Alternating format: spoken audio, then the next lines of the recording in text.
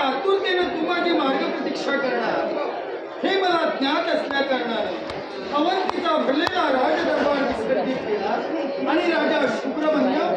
तुझ्या महालात प्रवेश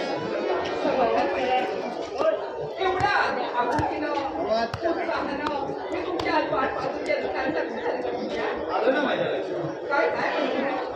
4 दिवस झाले मी तुझ्या महाली आलो नाही आणि म्हणून तू उत्सुकतेनं माझी मार्ग प्रतीक्षा करतेस. 4 दिवस पुष्कळने नाही तुमचं माझं त्या दिवशी लग्न झालं ना तेव्हाचे विचार आले त्यावेळीचे विचार काय पण मला सत्यमूर्ती तुझ्याशी शंका का म्हणून यावी. आपण ज्या शिवसेना मैदानी त्या पार्वती परमेश्वराची भक्ती केली ना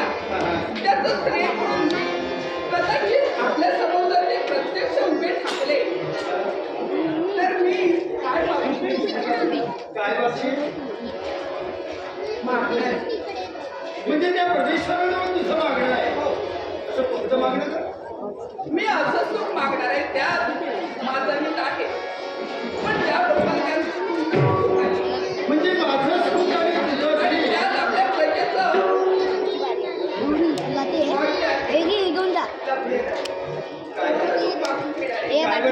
पार्वती परमेश्वराला सांगेल बा देवा पुढचा जन्म जर द्यायचा असेल ना तर मला स्त्री जन्म दे.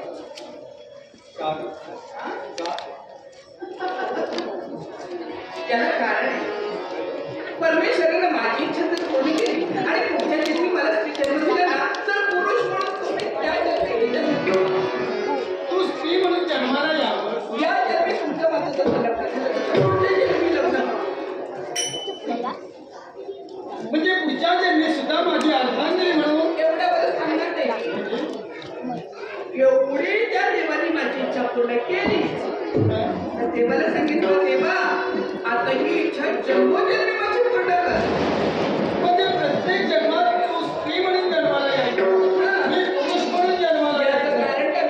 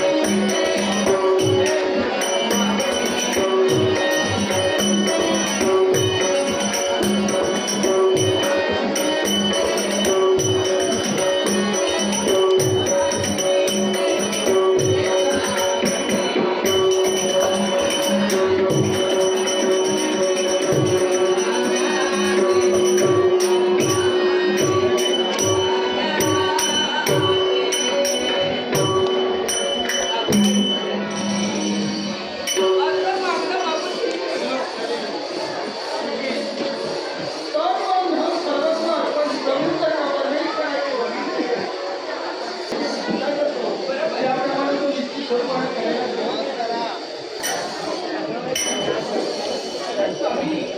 अहो